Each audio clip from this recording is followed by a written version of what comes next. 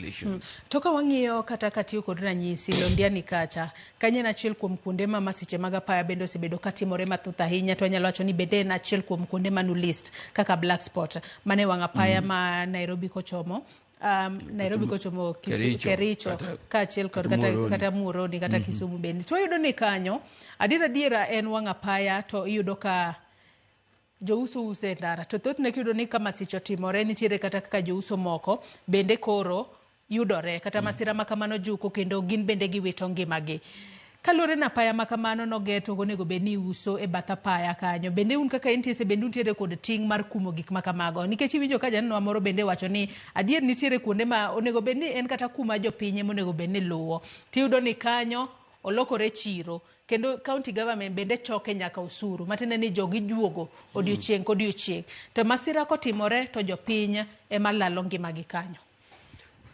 Wan gi miluongo ni CTSCs, Country Traffic Committees. Matiende ni it is a way of devolving road safety with all the counties. Kendo mano wa strengthen gi, wa miyo gi a lot of support each county. Nikech nitiere some functions which are done by counties. Kuom ranyisi, designation of stages mag taxis mano tich county. Ngama license jo mage ma designate routes within a county gin tich jo county. So we work together with the counties mondo mi machalo markets mano ok tich NTSA, mano tich counties, but we have to work together.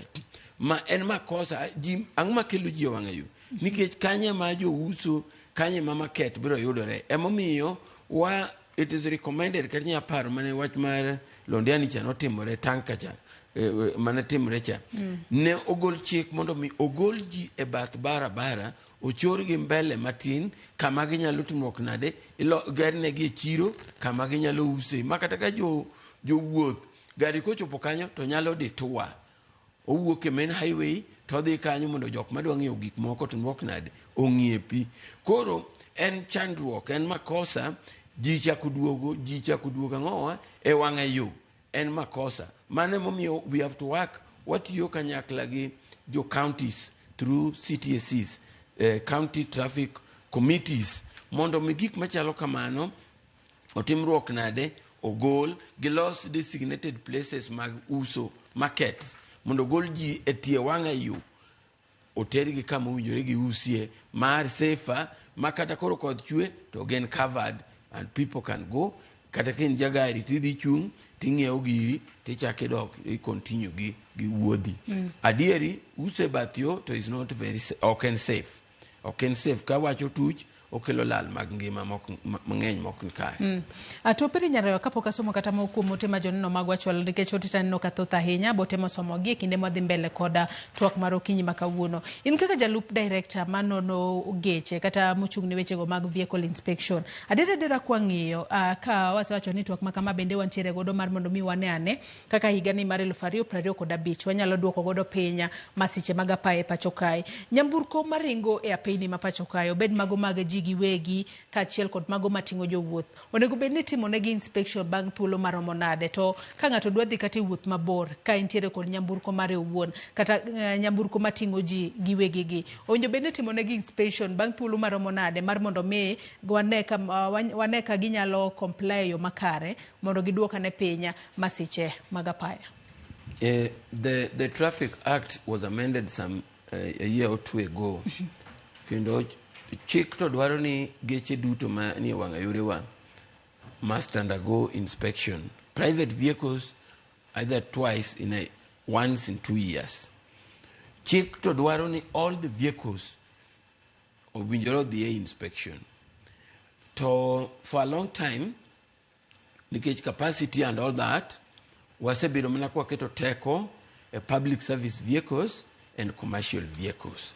Mano nikech ang'o, I've talked to our capacity, one give centers apaga video, Kenya ka mitime inspections. To geche, population mar geche Kenya ka continues to increase.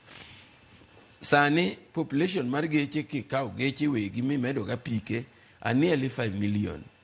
Kore the population of the vehicles continue to increase, but the infrastructure metimogo inspection okoso medore.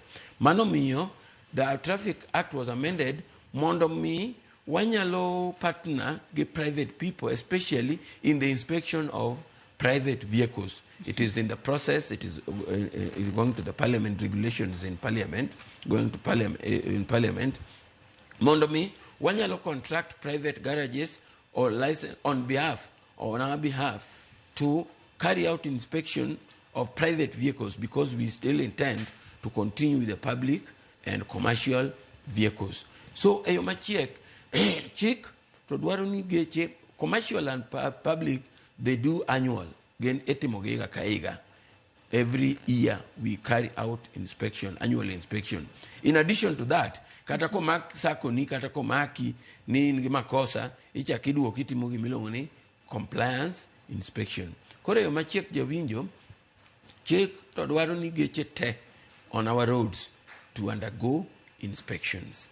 Kata kamano, teko wasekita hinya public service vehicles and commercial vehicles kaluwore gi capacity mosebedi. To kata kwa mark time gi kanyo, we are working mondo mi we engage even private people mondo mi okonywa to ensure ni all vehicles, the private vehicles also undergo inspections. Yeah.